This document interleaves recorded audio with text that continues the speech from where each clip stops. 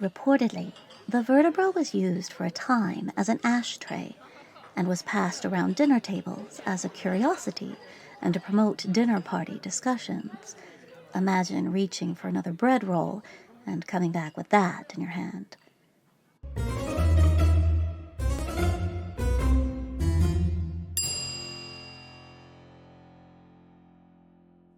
Hi everyone, it's Margot here with another episode of Crown and Kingdom. Today is part 2 in the story of the downfall and execution of King Charles I. In this video, I'll detail his dramatic trial, gruesome execution, and the reopening of his tomb 150 years later. Before watching this video, check out part 1 linked above, or if you're just here for the gory details, let's get going. And don't forget to like, share, and subscribe to help me keep my channel growing. We last left King Charles I as a prisoner of parliamentarian forces after his defeat in the English Civil War. The leader of the New Model Army, Oliver Cromwell, had threatened to, quote, cut off his head with the crown still on it. To this end, after a military coup, the House of Commons declared themselves the supreme power in the state and passed a vote to put the king on trial for treason. In preparation for the trial, Parliament created a High Court of Justice in order to try Charles for high treason in the name of the people of England. Here, I would like to mention that the people of England had not been consulted on this. The House of Lords, as I previously mentioned, had not consented to this, and the only members of Parliament who were available to vote were the only ones left after Colonel Pride's purge. The High Court initially comprised of 3 judges and 150 commissioners. Helpfully, any opposing judges or members were removed. Ultimately, only 68 men would sit and pass judgment on the trial, which began on the 20th of January 1649 in Westminster Hall. Leading the charge was Judge John Bradshaw, president of the Parliamentary Commission to try the king. Many felt that the very act of putting the king on trial was, in itself, blasphemous, so no great number of volunteers were forthcoming. In the end, Bradshaw was appointed to this position in a meeting he was not actually part of, and his objections to his appointment were overruled. Kind of like when you come home from school and find out that your parents have arranged for you to drive your sisters to dance practice without speaking to you first, I'd imagine. Bradshaw knew full well that in taking this job, he faced great personal risk. The king was still a popular figurehead, and the trial was intended to be witnessed by the public, some of whom would still be sympathetic to their monarch. To this end, Bradshaw wore, quote, a broad-brimmed, bullet-proof beaver hat, which he had covered over with velvet and lined with steel. He also wore armor underneath his robes and was surrounded by armed bodyguards.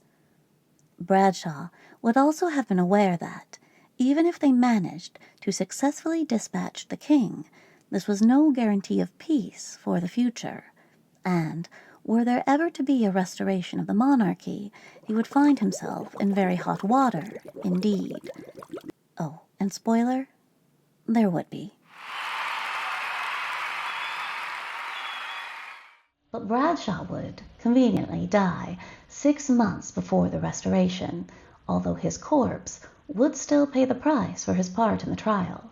But more on that to come in another video. As for Charles, he wore his finest clothes, a black velvet suit and black hat, a lace collar, and a blue ribbon featuring a jeweled George, signifying his status as head of the Order of the Garter.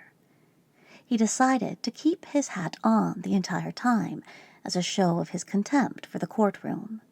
He walked with a decorative cane, and his hair and beard had grown quite long, as Parliament had fired his barber, and Charles wouldn't let anybody else come near him with a razor, which Honestly, I kind of understand. At the outset, the charges against the king were read out. Charles stood accused of treason against his country by using his power to pursue his personal interests rather than the good of England. His indictment held him, quote, guilty of all the treasons, murders, rapings, burnings, spoils, desolations, damages, and mischiefs to the nation, acted and committed in the said wars, or occasioned thereby. It was stated that he, quote, out of a wicked design to erect an unlimited and tyrannical power, traitorously and viciously levied war against the present Parliament and the people represented. However, the reading of the charges did not go quite as planned. Standing to the right of the king, Solicitor General John Cook stood to announce the indictment, but when he began to speak, Charles rapped him on the shoulder with his cane, telling him to, quote, hold. The solicitor ignored him and continued speaking, and found himself jabbed with the cane a second time.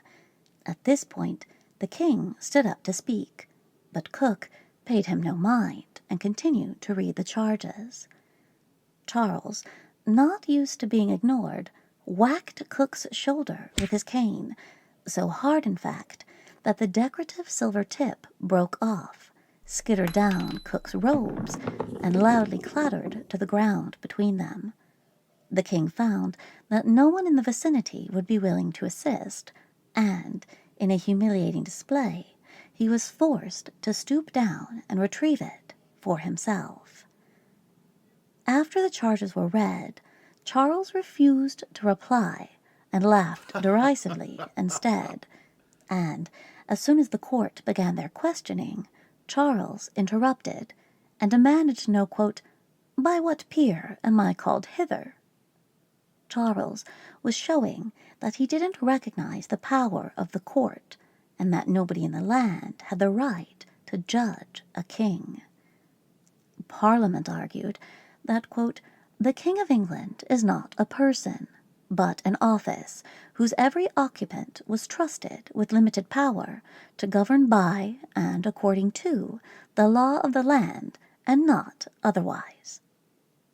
Repeatedly, the king would question the power of the court, asking, by whose authority? I would know by what lawful authority I was brought here. Show me by what authority I am seated here, and I will answer for it. Remember, I am your king, your lawful king. A king cannot be tried by any superior jurisdiction on earth, and you have shown no lawful authority to satisfy any reasonable man. Charles refused to enter a plea or recognize the authority of the court, maintaining that no court could have jurisdiction over a monarch. His belief, and that of many others, was that the law in the land was the king's law, meaning it did not apply to him. Perhaps, in silent acknowledgment of this, Parliament also began to refer to their prisoner as Charles Stuart, dropping his monarchical title. Despite their firm maintenance that they had legal authority to carry out the trial, Charles's questioning and obstinate refusal to answer any of their questions asked of him began to drive Judge Bradshaw a little mad. He started shouting back at the king, Sir, it seems you are entering on arguments and disputes about the authority of the court by which you are convented as prisoner. You may not do it. Sir, you may not dispute our authority. And the truth is, all along, from the first time you were pleased to disavow us and disown us, the court needed not to have heard you one word. I will include the king's entire speech and Bradshaw's rebuttal in another video, which will be perfect for those of you who like to fall asleep while listening to me talk, an action I am told is complimentary and not just a testament to how truly boring I actually am. And while all this was playing out, a crowd was watching. This trial began as open to the public. Westminster Hall was full of people who had come to view this incredible spectacle. One of them, Anne, Lady Fairfax, wife of Thomas Fairfax of the New Model Army, was among them. As I said, even those who fought against the king during the Civil War were not united in the idea of him being placed on trial, a precedent for which had never been set. When somebody publicly asked where her husband was, Anne shouted back, quote, "He had more wit than to be there." And later, when the court stated they were acting for, quote, "all the good people of England," Anne cried out, quote, "No, nor the 100th part of them." In truth, she was speaking for many. The court's insistence that they were carrying this out on behalf of the people didn't actually land with the majority of public opinion. For her disruptions, Anne was eventually forced out of the chamber. Perhaps the outcome of the trial would have been different had the king had such strong-willed and vocal supporters on his own legal team. After the first day, Charles himself was eventually taken out of the hall for refusing to accept the authority of the court. As he was removed, shouts of "God save the King" echoed out from the public galleries. The parliamentarian forces tried to drown them out by shouting "Justice," but it must have been clear to them all that the king was in no way short of popular support.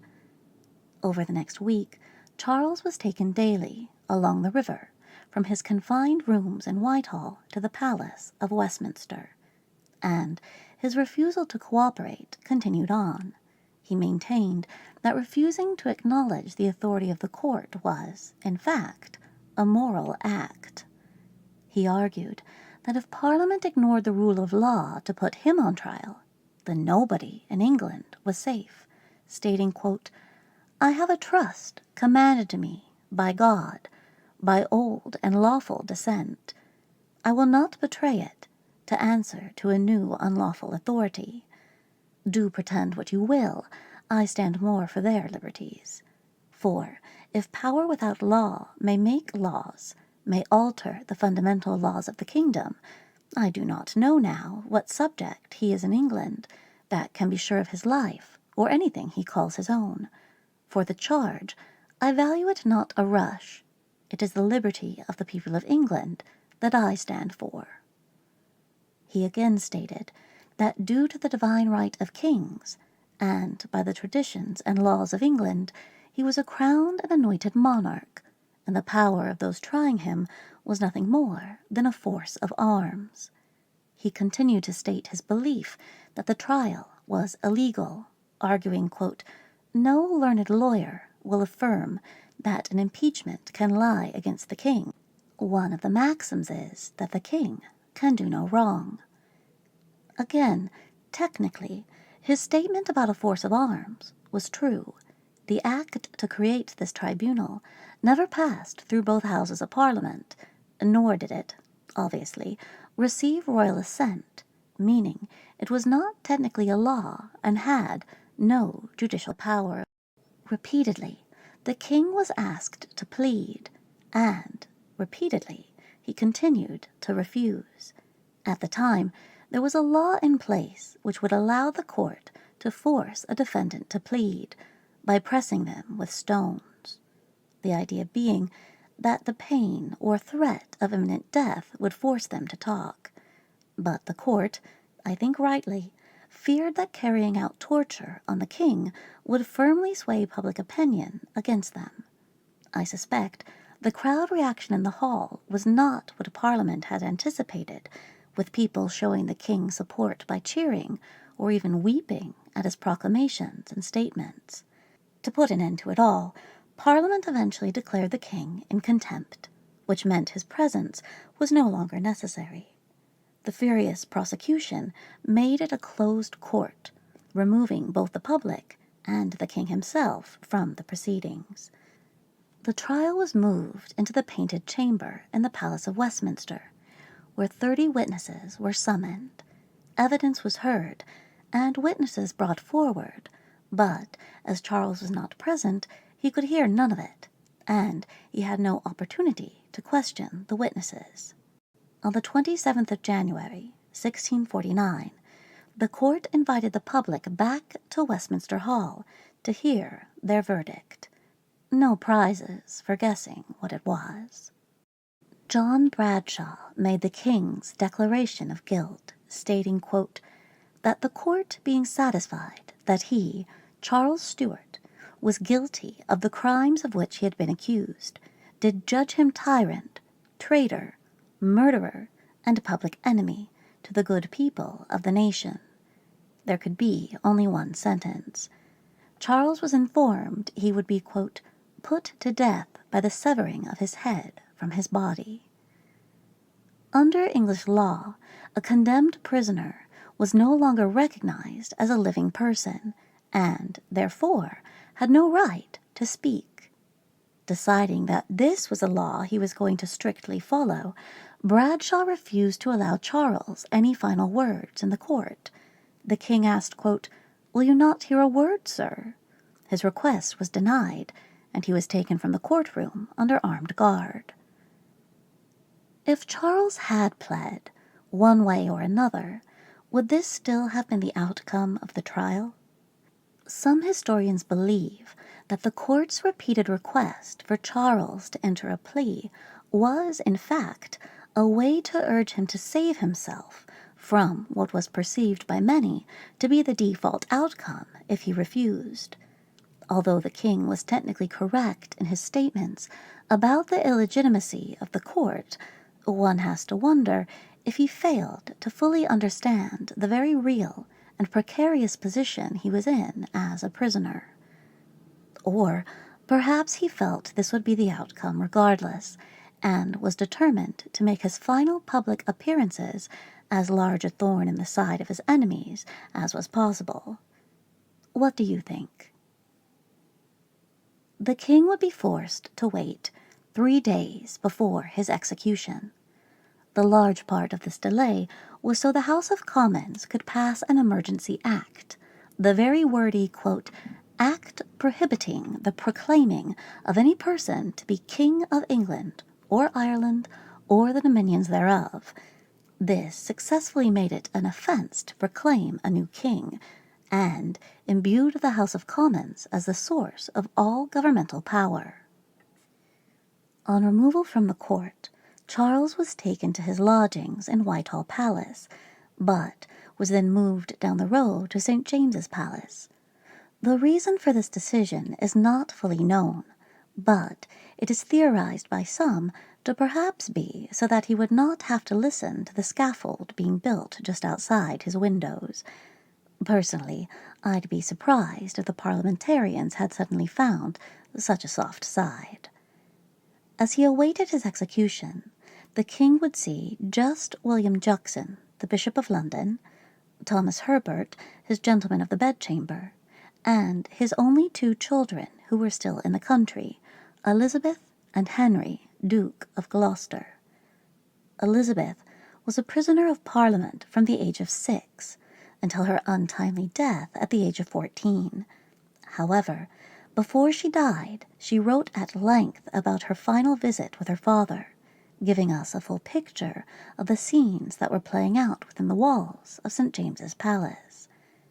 Note that the king's other children, Henrietta, James, Mary, and Charles, as well as their mother, had all successfully fled the country and were living in Europe.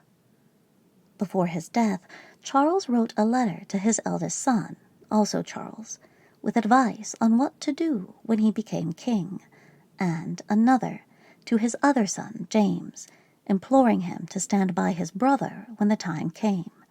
He also burnt his personal papers and ciphered correspondence. On the king's final day, he spent a great deal of time praying with Juxon, and had a final meeting with his children. It would be the first time they had seen each other in 15 months.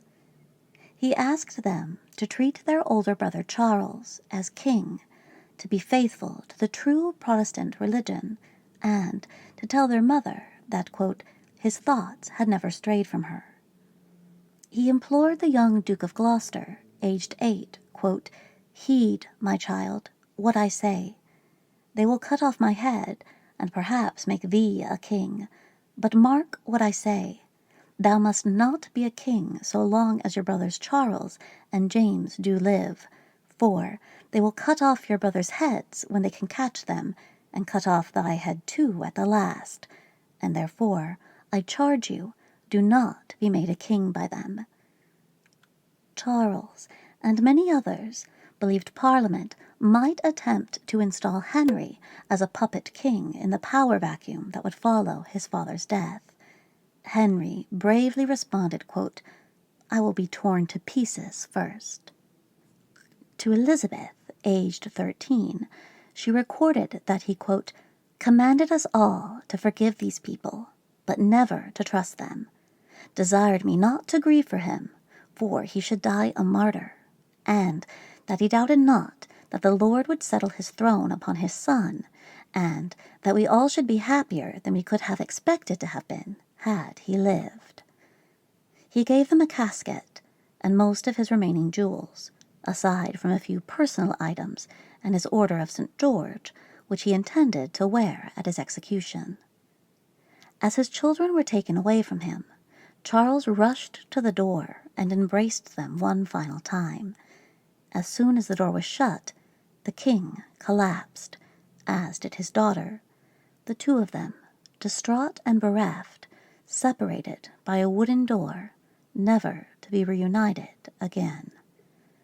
Soldiers on guard and spectators outside the palace reported that Elizabeth was so upset, the consensus was she might very well die from her grief. The king was restless for the rest of the day, only finally succumbing to sleep at 2 o'clock in the morning. But he would not sleep for long. On the day of his death, Charles awoke between 5 and 6 a.m., telling Thomas Herbert, quote, I will get up. I have great work to do this day. He then instructed Thomas what to do with his few remaining possessions, and set about getting dressed. He wore his nicest clothes, all black, with a blue garter sash and his St. George, carved from a piece of onyx. While he was dressing, the king requested that Herbert provide him with an additional shirt to wear. Charles wished to wear two, as, quote, the season is so sharp as probably may make me shake, which some observers will imagine proceeds from fear. I fear not death. Essentially, he wished to stay warm, concerned that if he shivered in the cold, the public would assume he was afraid. He received the Blessed Sacrament from William Juxon, and then they, accompanied by Thomas Herbert, set out toward Whitehall, surrounded by guards around 10 o'clock in the morning. Once there, the king found himself waiting for the next few hours. At noon, persuaded to do so by Juxon, he ate a piece of bread and drank a glass of claret. I strongly suspect I would do the same, but replace a glass with an entire bottle. Unbeknownst to the king, even as he waited in his one-time bedchamber, there was a drama unfolding within the parliamentarian ranks. Colonel Hunks, one of the senior army officers tasked with supervising and carrying out the king's execution, was in a bitter argument with Oliver Cromwell. The king's death warrant had been addressed to Hunks and two other army officers, but Cromwell decided a secondary warrant should be issued, addressed to the executioner directly, but Hunks refused to sign. A fellow soldier berated him, asking, quote, the ship is now coming into the harbor. Will you strike sail before we come to anchor? Hunks was unmoved and steadfast. His refusal to sign that warrant would one day save his life. But that, as they say, is a story for another day. Cromwell, annoyed to the teeth, declared the colonel, quote, a froward, peevish fellow, and wrote on the execution warrant himself. For reference, a froward is a, quote, person difficult to deal with, and is definitely going into rotation in my vocabulary. Finally, Just before 2 p.m., Colonel Francis Hacker called Charles to the scaffold, which had been erected directly in front of the banqueting house of the palace. As the king made his way to meet his fate, he walked through the great hall, and underneath the incredible Rubens ceiling he had personally commissioned 20 years before. The artwork shows his father looking down on him from heaven, depicting the essence of the divine right of kings, arguably the very thing that had brought Charles to this day. He then stepped out of a window, no longer here, but it would have been roughly above the door, onto the specially erected platform in front of the building.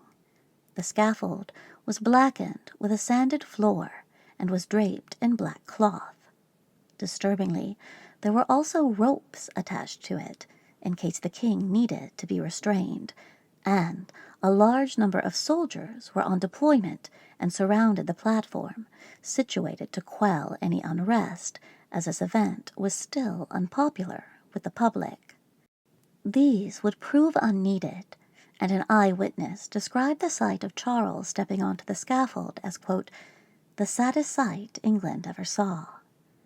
A crowd of hundreds had congregated near the scaffold, all gathered to witness the almost unthinkable act of the execution of their king.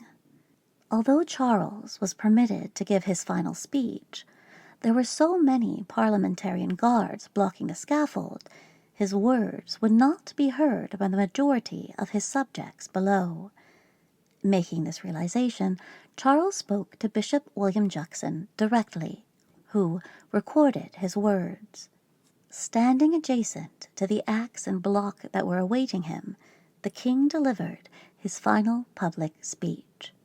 He declared himself innocent of the crimes of which he was accused, and reiterated his belief in the existence of monarchy, and that, quote, for the people, truly, I desire their liberty and freedom as much as anybody whatsoever. But I must tell you that their liberty and freedom consists in having government, those laws by which their lives and goods may be most their own.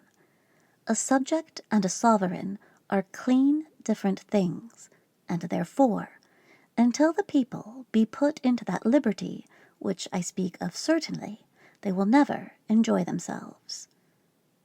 He declared himself a martyr of the people, stating, quote, if I would have given way to an arbitrary way, for to have all laws changed according to the power of the sword, I needed not to have come here, and therefore, I tell you, and I pray God it not be laid to your charge, that I am the martyr of the people. And, somewhat sadly, he finished by apologizing for his clumsy words and countenance, asking the crowd not to hold it against him, saying, quote, in troth, sirs, I shall not hold you much longer, for I will only say thus to you, that in truth I could have desired some little time longer, because I would have put then that I have said in a little more order, and a little better digested than I have done, and therefore I hope that you will excuse me. As he prepared himself, one of the soldiers on the scaffold accidentally bumped into the axe, and the king gently chided him, saying, hurt not the axe that may hurt me. He then insisted on donning a silk nightcap, into which he could tuck his long locks, so that, according to him, quote, the executioner would not be troubled by my hair. One report describes the executioner assisting the king with situating his hair underneath the cap. Charles then encouraged Juxon to not be sad, for he would shortly go, quote, from a corruptible crown to an incorruptible crown, as he took his rightful place in heaven. He gave Juxon his sash and cloak, as well as his George, uttering the singular word, remember, as he placed it into Juxon's hand. The king seemed to pray in silence for a moment before kneeling at the block. The particular block chosen for this execution was so low, perhaps deliberately, that it forced Charles to prostrate himself to put his head upon it, putting him into a submissive pose rather than the standard kneeling position. As he did so, a silence swept over the scaffold and the crowd. Those who held their breath would have not had long to wait, as, just a moment after placing his neck onto the block, the king gave his signal to the executioner by quickly stretching out both of his arms. The axe fell immediately, and the head of Charles Stuart was severed from his body in a singular, clean blow. Philip Henry, an eyewitness, later wrote that, quote, "I can truly say, with a sad heart, such a groan by the thousands then present as I never heard before, and desire I may never hear again."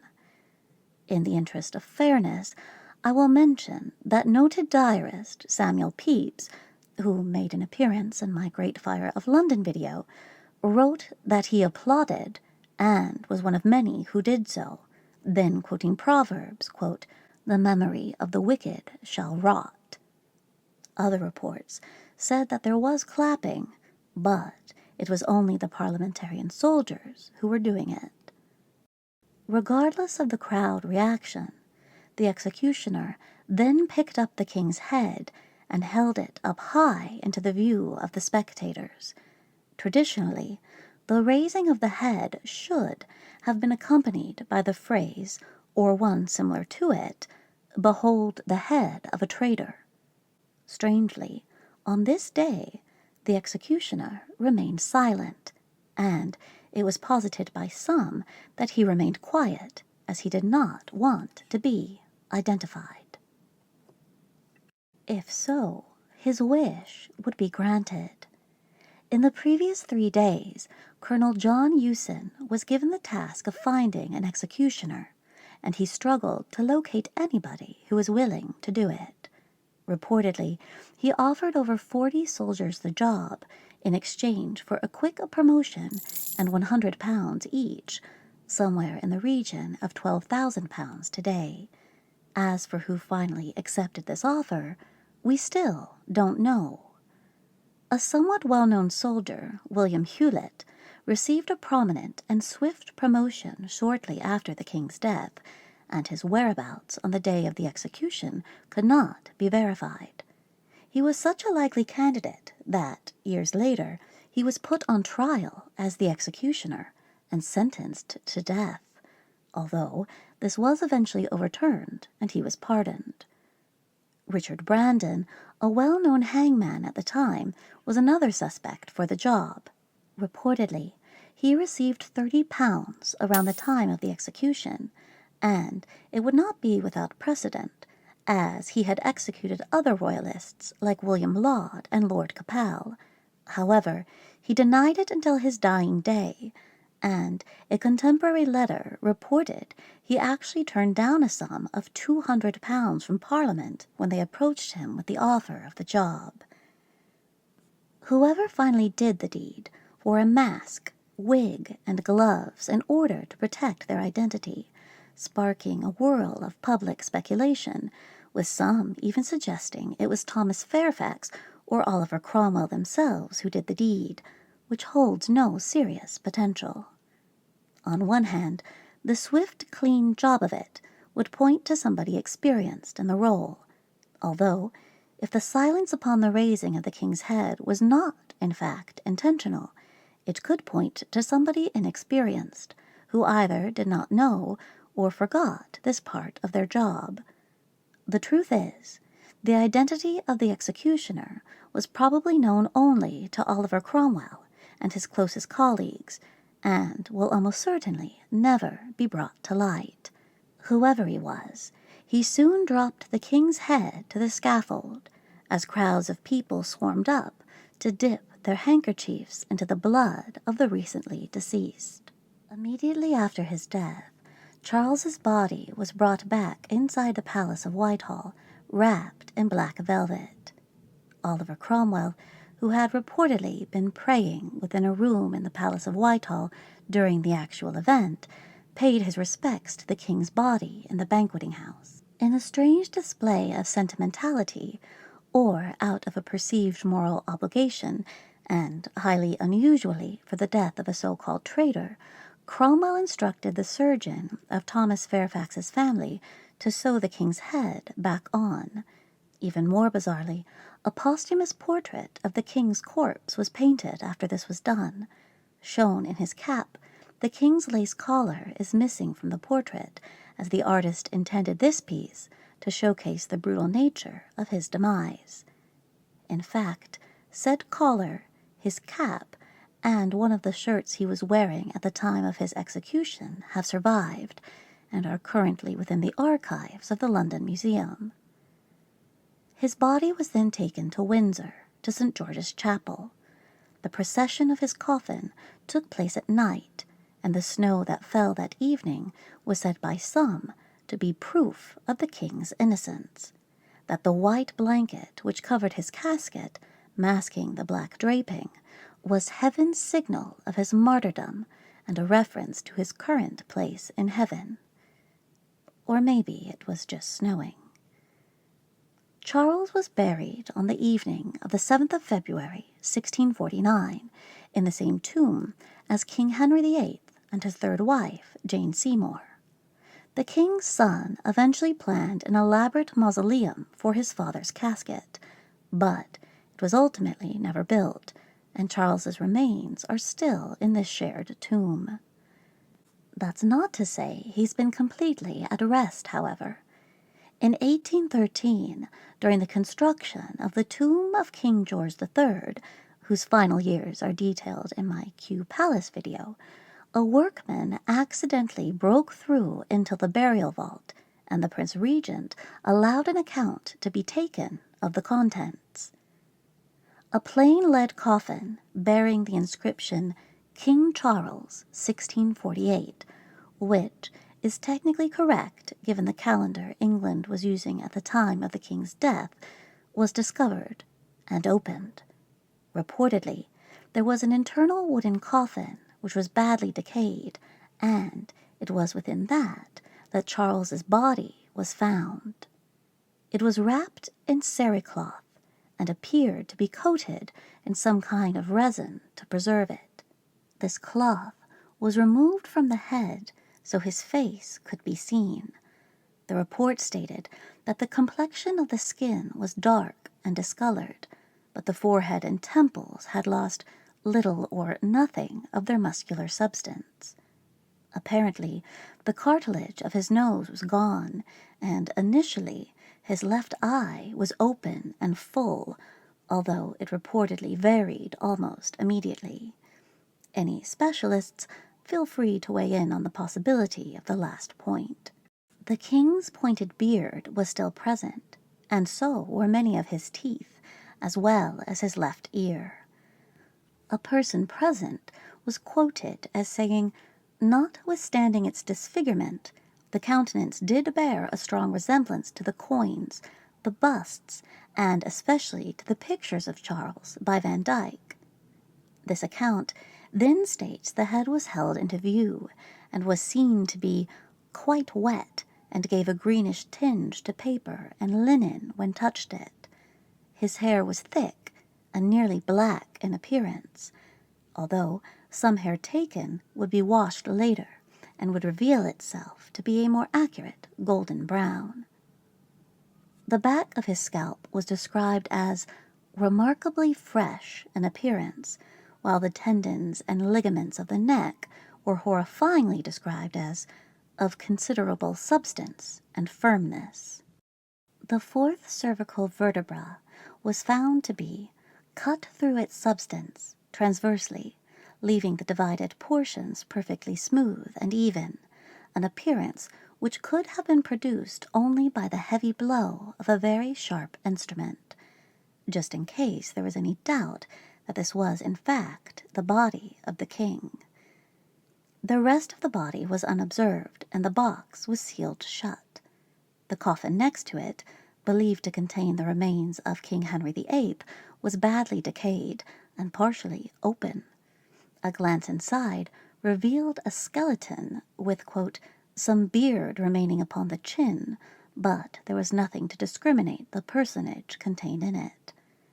Adjacent was a smaller coffin, believed to be that of Jane Seymour, who was left undisturbed, as the Prince Regent felt mere curiosity was not motive enough to open it. I'd like to say that was the end of it, but this would not be so. Apparently, in 1813, the royal physician, Sir Henry Halford, took the king's fourth vertebra, which bore the markings of the axe that severed it, and one of his teeth, and even a portion of his beard. He later claimed he never took these items deliberately. He maintained that after the examination of Charles's head, these items were inadvertently left outside of the casket. Don't you hate it when you accidentally leave your vertebra behind? And the Prince Regent did not feel it was worth reopening it to reinter them, and left them in the care of Halford, saying, quote, these are more in your line than mine. Reportedly, the vertebra was used for a time as an ashtray, and was passed around dinner tables as a curiosity and to promote dinner party discussions. Imagine reaching for another bread roll and coming back with that in your hand. A lock of Charles's hair would later be sold at auction in 1995 to John Resnikoff, an American dealer who once claimed to own the world's most valuable private collection of locks of hair. And, because I know you're curious, he paid the princely sum of £3,910, which weirdly doesn't seem that much to me. In addition to that lock of hair, at some point during the original exhumation, the Prince Regent himself came into possession of more of Charles's hair. Then he had it placed into an elaborately jeweled locket and gifted to his daughter, Princess Charlotte. It is now part of the royal collection. As for the vertebra and tooth, eventually these so-called relics were returned to the Prince of Wales in 1888, who got permission from his mother, Queen Victoria, to place them into an ebony casket and return them to the tomb of the executed king, where they were reinterred on the 13th of December that year by the prince himself, following a small church ceremony. As for the aftermath of the king's death, a Spanish ambassador to London at the time described it thusly, quote, we are here in utter chaos, living without religion, king, or law, subject entirely to the power of the sword. 6 days after the king's execution, the House of Commons voted to abolish the House of Lords, abolish the monarchy 7 days later, and abolish kingship itself on the 17th of March. A Commonwealth was declared on the 19th of May, and a Treasons Act passed at the same time, making it an offense to say that the House of Commons was not the supreme authority of the land. The men who carried out the act seemed confirmed in their righteousness, with prosecutor John Cook stating, quote, I will be bold to say, which I hope God guides my hand to write, this high court hath cut off the head of a tyrant, and they have done well. Undoubtedly, it is the best action that they overdid in all their lives.